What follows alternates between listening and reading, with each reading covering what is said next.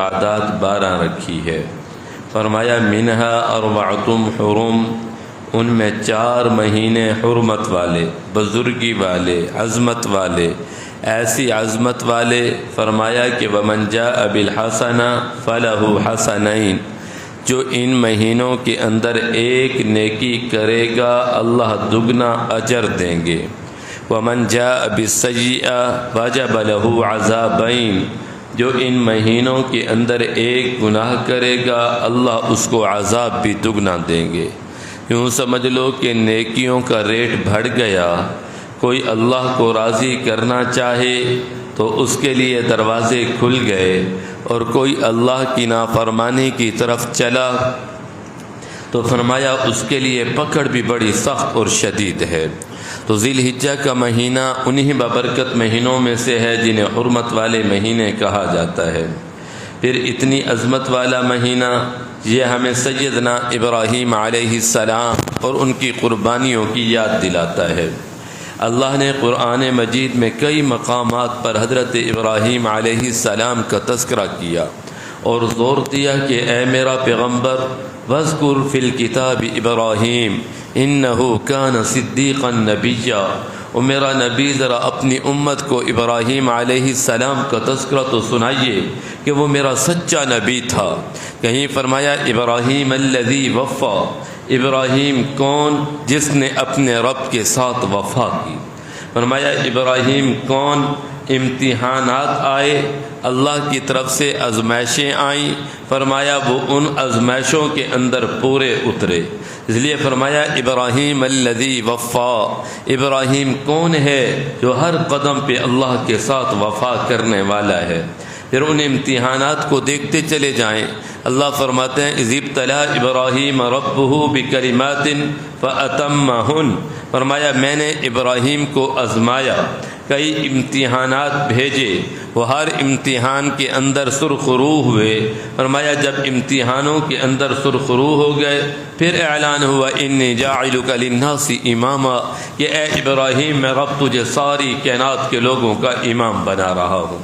تیری یہ اعزاز ملا، یہ مقام ملا۔ علماء نے ان امتحانات کو لکھا۔ فرمایا سب سے پہلا امتحان جو حضرت ابراہیم علیہ السلام پہ آیا اس کی ابتدا گھر سے ہوئی، کہ گھر اپنا گھرانہ ان لوگوں کا جو سارے کے سارے مشرک تھے، بت پرست تھے، اپنے باپ کو بیٹھ کے سمجھا رہے ہیں یا ابتی لما تعبد ما لا يسمع ولا يبصر ولا يغني عنك شيئا، ابا جان ان بتوں کی عبادت کیوں، ان مورتیوں کی عبادت کیوں جو سن نہیں سکتے، دیکھ نہیں سکتے، نفع نہیں دے سکتے، نقصان نہیں دے سکتے، خود حرکت نہیں کر سکتے، ابا جان آپ ان کا آسرا لگا کر بیٹھے ہوئے ہیں۔ پھر یہ باپ مخالف کہنے لگا بیٹا ان کا تذکرہ نہ کر، ان کو برا بھلا نہ کہے، اگر ان کو برا بھلا کہے گا لَأَرْجُمَنَّكَ، میں تجھے پتھر مار مار کے مار دوں گا، وَهْجُرْنِي هَجْرًا مَلِيًّا، مجھے چھوڑ کے دور چلا جا، اس گھر کے اندر تیرا کوئی ٹھکانہ نہیں ہے۔ یہ پہلا امتحان آیا کہ گھر والے دشمن ہو گئے، ابراہیم علیہ السلام کو گھر چھوڑنا پڑا۔ پھر دوسرا امتحان آیا، قبیلے والوں کو دعوت دی، بستی والوں کو دعوت دی، کہہ رہے ہیں کہ میری بستی والوں مجھے بتاؤ جن بتوں کی تم عبادت کرتے ہو یہ تمہیں نفع نہیں دے سکتے، لا یسمعکم، تمہاری گفتگو سن نہیں سکتے، ولا ینفعکم، تمہیں نفع نہیں دے سکتے، ولا یضرکم، تمہیں نقصان نہیں دے سکتے، ان کی عبادت کیوں کر رہے ہو؟ وہ ماضی کا مشرک ہو یا دور حاضر کا مشرک ہو، سب نے ایک ہی جواب دیا وجدنا آباءنا، ہم نے اپنے آباء و اجداد کو دیکھا وہ انہی کی عبادت کرتے آ رہے تھے، ہم بھی انہی کی عبادت کر رہے ہیں۔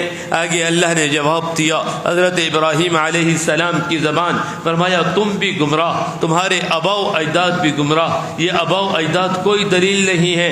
اب ادھر قوم قبیلہ دشمن ہو گیا، بات چلتے ہوئے نمرود تک پہنچی، وقت کا حکمران ہے، اپنی قوم کو لے کے میلے پہ گئے، واپس آئے تو دیکھا سارے بت ٹوٹے ہوئے ہیں۔ حضرت حضرت ابراہیم علیہ السلام نے کلہاڑا اٹھایا، بتوں کے ٹکڑے ٹکڑے کر دیے، کسی کی ٹانگ توڑی، کسی کا بازو توڑا، یہ سارے بت ریزہ ریزہ کر کے رکھ دیے۔ جو ان کا سب سے بڑا بت تھا اس کو چھوڑا اور اس کے کندھے پہ کلہاڑا رکھا، چلے گئے۔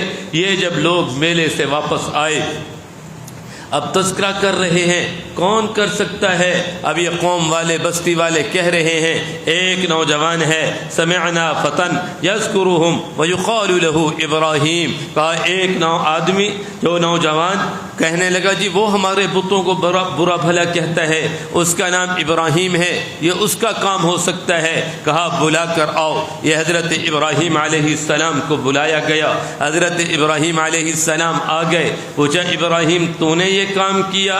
آگے وہ جواب دے رہے ہیں بل فعلہ کبیرہم، یہ جو ان کا بڑا بت جس کے ہاتھ میں کلہاڑا، یہ مجھے تو اس کی شرارت لگتی ہے۔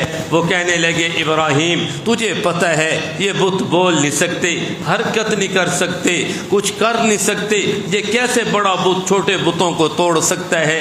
حضرت ابراہیم علیہ السلام نے فرمایا یہی بات تو میں تمہیں سمجھا رہا ہوں، جو اپنی جان نہیں بچا سکتا، جو اپنی جگہ سے حرکت نہیں کر سکتا، جو اپنے آپ کو بچا نہیں سکتا۔ قرآن میں اللہ نے یوں فرمایا اگر ایک مکھی ان کے آگے سے کوئی چیز اٹھا کر لے جائے، یہ مکھی سے کوئی چیز چھڑا نہیں سکتے، اتنے کمزور، ضعف الطالب والمطلوب، فرمایا اتنے